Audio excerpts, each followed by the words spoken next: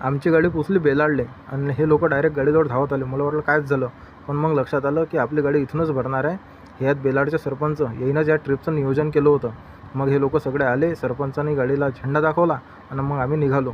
निघाल्यानंतर काय सागर सेठ गाडी चालवत होते, वैभव सेठ आणि मी गप्पा करून राहिलो होतो. पुढे मग आम्ही पुढे जात असताना रस्त्यात भूक लागली होती सगळ्याला. मग एक मळा बघून मस्त थांबलो, तिथं वनभोजनाचा आनंद घेतला. हा आनंद घेत असताना आम्ही मस्त सगळ्यांच्या डब्यातून थोडं थोडं जमा केलं आणि मस्त जेवण झालं. नंतर तिथून निघालो आम्ही अमरावतीकडे जाताना मोजरीला आम्ही थांबलो. तिथं यांनी मारला पाणीपुरीवर ताव. यांना लागली होती परत भूक. मग काय तिथं राष्ट्रसंत तुकडोजी महाराजांच्या समाधीच्या दर्शनाला गेलो. सगळे लोक गेले, आम्हीसुद्धा गेलो. मी तर गुरुदेव सेवा मंडळाचा पहिल्यापासूनच कार्यकर्ता आहे, त्यामुळे मला खूप आतुरता होती. मी सुद्धा त्या ठिकाणी जाऊन दर्शन घेतलं. त्यानंतर मग आम्ही निघालो सरळ आमच्या पुढच्या प्रवासाकडे.